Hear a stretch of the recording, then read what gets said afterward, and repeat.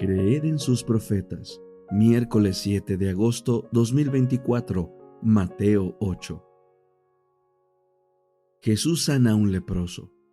Cuando descendió del monte, lo siguió mucha gente, y aquí vino un leproso y se postró ante él diciendo: Señor, si quieres, puedes limpiarme. Jesús extendió la mano y lo tocó diciendo: Quiero, sé limpio. Y al instante quedó limpio de la lepra. Entonces Jesús le dijo: Mira, no lo digas a nadie, pero ve, muéstrate al sacerdote y ofrece la ofrenda que mandó Moisés para testimonio a ellos. Jesús sana al criado del centurión. Cuando Jesús entró en Capernaum, vino a él un centurión y le rogó diciendo: Señor, mi criado está postrado en casa, paralítico y sufre terribles dolores. Y le dijo: Yo iré y lo sanaré. Respondió el centurión y dijo: Señor, yo no soy digno de que entres bajo mi techo. Solamente di la palabra y mi criado será sanado. Porque yo también soy un hombre bajo autoridad y tengo soldados bajo mi mando. Si digo a este ve, él va. Si digo al otro ven, él viene. Y si digo a mi siervo, haz esto, él lo hace. Cuando Jesús oyó esto, se maravilló y dijo a los que lo seguían: De cierto les digo que no he hallado tanta fe en ninguno en Israel. Y les digo que muchos vendrán del oriente y del occidente, y se sentarán con Abraham, Isaac y Jacob en el reino de los cielos. Pero los hijos del reino serán echados a las tinieblas de afuera. Allí habrá llanto y crujir de dientes. Entonces Jesús le dijo al centurión: Ve, y como creíste te sea hecho. Y su criado fue sanado en aquella hora. Jesús sana a la suegra de Pedro. Entró Jesús en la casa de Pedro, y vio que la suegra de éste estaba postrada en cama con fiebre. Él le tocó la mano y la fiebre la dejó. Luego ella se levantó y comenzó a servirle. Al atardecer trajeron a él muchos endemoniados. Con su palabra echó fuera los espíritus y sanó a todos los enfermos, de modo que se cumpliera lo dicho por medio del profeta Isaías, quien dijo: Él mismo tomó nuestras debilidades y cargó con nuestras enfermedades. Lo que cuesta seguir a Jesús. Cuando se vio rodeado de una multitud, Jesús mandó que pasaran a la otra orilla. Entonces se le acercó un escriba y le dijo: Maestro, te seguiré a donde quiera que vayas. Jesús le dijo: Las zorras tienen cuevas y las aves del cielo tienen nidos, pero el Hijo del Hombre no tiene dónde recostar la cabeza. Otro de sus discípulos le dijo: Señor, permíteme que primero vaya y entierre a mi Padre. Pero Jesús le dijo: Sígueme y deja que los muertos entierren a sus muertos. Jesús calma la tempestad. Él entró en la barca y sus discípulos lo siguieron, y de repente se levantó una tempestad tan grande en el mar que las olas cubrían la barca, pero él dormía. Y acercándose, lo despertaron diciendo: Señor, sálvanos que perecemos. Y él les dijo: ¿Por qué tienen miedo, hombres de poca fe? Entonces se levantó y reprendió a los vientos y al mar, y se hizo grande bonanza. Los hombres se maravillaron y decían: ¿Qué clase de hombre es este que hasta los vientos y el mar le obedecen? Jesús sana a 2 endemoniados. Una vez llegando a la otra orilla, a la región de los Gadarenos, le vinieron al encuentro 2 endemoniados que habían salido de los sepulcros. Eran violentos en extremo, tanto que nadie podía pasar por aquel camino.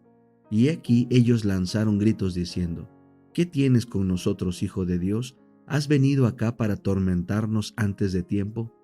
Lejos de ellos estaba paciendo un gran hato de cerdos, y los demonios le rogaron diciendo: Si nos echas fuera, envíanos a aquel hato de cerdos. Él les dijo: Vayan. Ellos salieron y se fueron a los cerdos, y aquí todo el hato de cerdos se lanzó al mar por un despeñadero y murieron en el agua. Los que apacentaban los cerdos huyeron, se fueron a la ciudad y lo contaron todo, aún lo que había pasado a los endemoniados. Y aquí toda la ciudad salió al encuentro de Jesús, y cuando lo vieron, le rogaron que se fuera de sus territorios. El deseado de todas las gentes. Capítulo 53. El último viaje desde Galilea. Este capítulo está basado en Lucas 9, 51 al 56 y 10, 1 al 24. Al acercarse el fin de su ministerio, cambió Jesús su manera de trabajar. Antes había procurado rehuir la excitación y la publicidad. Había rehusado el homenaje del pueblo y pasado rápidamente de un lugar a otro cuando el entusiasmo popular en su favor parecía volverse ingobernable. Vez tras vez había ordenado que nadie declarase que él era el Cristo.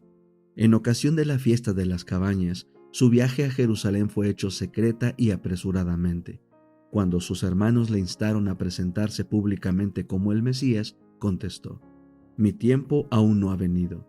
Hizo su viaje a Jerusalén sin ser notado y entró en la ciudad sin ser anunciado ni honrado por la multitud. Pero no sucedió así en ocasión de su último viaje. Había abandonado a Jerusalén por una temporada a causa de la malicia de los sacerdotes y rabinos, pero ahora regresó de la manera más pública, por una ruta tortuosa y precedido de un anuncio de su venida, que no había permitido antes. Estaba marchando hacia el escenario de su gran sacrificio, hacia el cual la atención del pueblo debía dirigirse. Y como Moisés levantó la serpiente en el desierto, así es necesario que el Hijo del Hombre sea levantado. Como los ojos de todo Israel se habían dirigido a la serpiente levantada, símbolo de su curación, así los ojos debían ser atraídos a Cristo, el sacrificio que traería salvación al mundo perdido. Era un concepto falso de la obra del Mesías y una falta de fe en el carácter divino de Jesús lo que había inducido a sus hermanos a instarle a presentarse públicamente al pueblo en ocasión de la fiesta de las cabañas.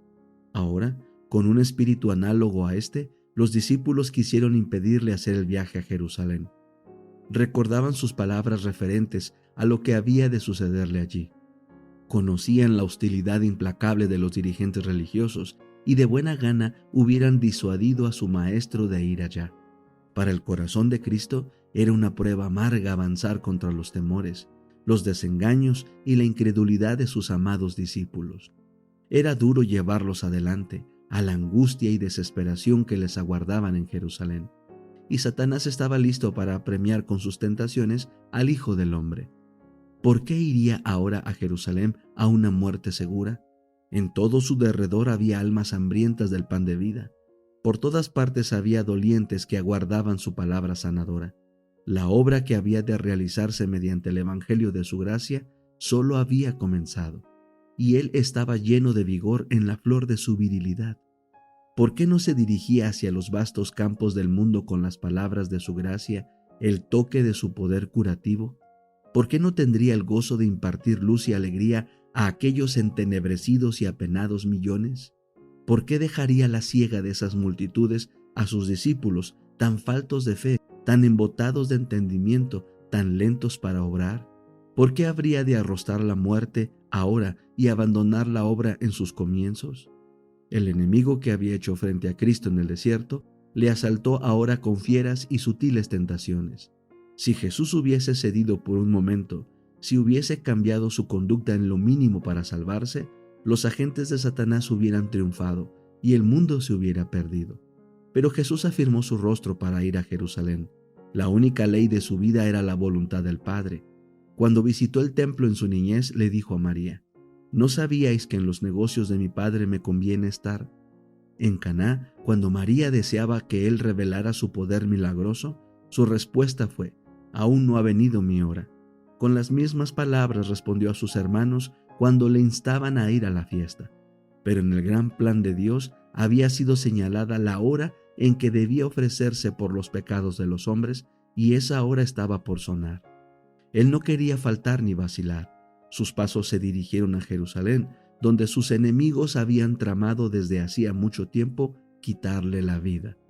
Ahora la depondría. Afirmó su rostro para ir hacia la persecución, la negación, el rechazamiento, la condenación y la muerte. Y envió mensajeros delante de sí, los cuales fueron y entraron en una ciudad de los samaritanos para prevenirle. Pero los habitantes rehusaron recibirle, porque estaba en camino a Jerusalén. Interpretaron que esto significaba que Cristo manifestaba preferencia por los judíos, a quienes ellos aborrecían con acerbo odio.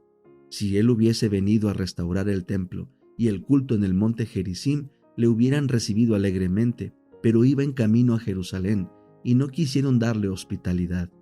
Cuán poco comprendieron que estaban cerrando sus puertas al mejor don del cielo. Jesús invitaba a los hombres a recibirle, les pedía favores para poder acercarse a ellos y otorgarles las más ricas bendiciones. Por cada favor que se le hacía, devolvía una merced más valiosa. pero aquellos samaritanos lo perdieron todo por su prejuicio y fanatismo. Santiago y Juan, los mensajeros de Cristo, se sintieron vejados por el insulto inferido a su Señor.